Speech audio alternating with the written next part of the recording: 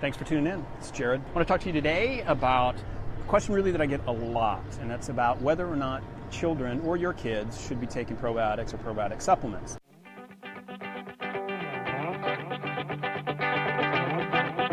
But again, one of the biggest questions I get, especially when I'm out at market, is when people talk about kombucha, is whether or not kids can have kombucha or take probiotics. And my response is always yes. Now again, I'm going to throw a couple of caveats in there, and specifically, I don't know your lifestyle. But generally, from a physiological standpoint, what happens is that in children, they get a significant amount of their bacterial makeup through vaginal birth. Now, you didn't think that Jared would be talking about that today, but it's actually true. So if you've had a C-section or children, again, they're missing out on a pretty good opportunity to get a significant amount of probiotics and bacteria, good healthy bacteria, through vaginal birth.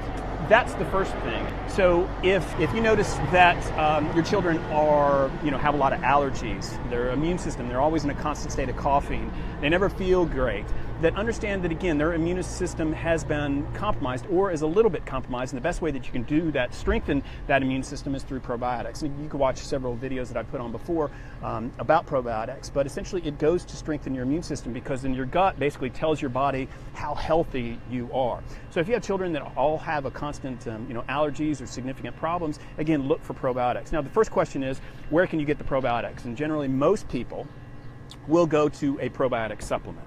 That's generally the default. But I'm here to tell you again that you can get a significant amount, if not more, 10 times, 100 times more of probiotics in fermented foods than you can through a probiotic supplement.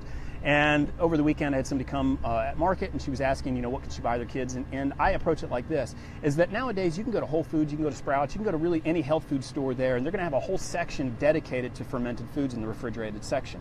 That's where I would go. Again, you could get anything, fruits, vegetables, drinks, anything that you think that your child would normally eat, it's there in a fermented style. So, even if they don't like sauerkraut, there's pickles, or fermented other types of fruits and vegetables, or as I mentioned, there's drinks that you have. There's my drinks. There's everything that you can do that you can give your child to actually strengthen that up. So just take them there. You're going to have a whole wall of things that they can choose from. They're very colorful. Again, when you ferment foods, they're going to be more colorful, and it's really a great learning experience. But essentially, that's the first place that I would go. Just take them to the store, pick out a few things that you think that they might like, and go with it. Don't necessarily gravitate towards the probiotic supplements, and the reason for that is there's just a bunch of crap in there, sugars and all sorts of things, because they want the kids to like it. It's like those Flintstone vitamins. They put a whole bunch of stuff in there to make it taste really great, so kids will want to continue to take it, but there's really not a whole lot of health benefits to it.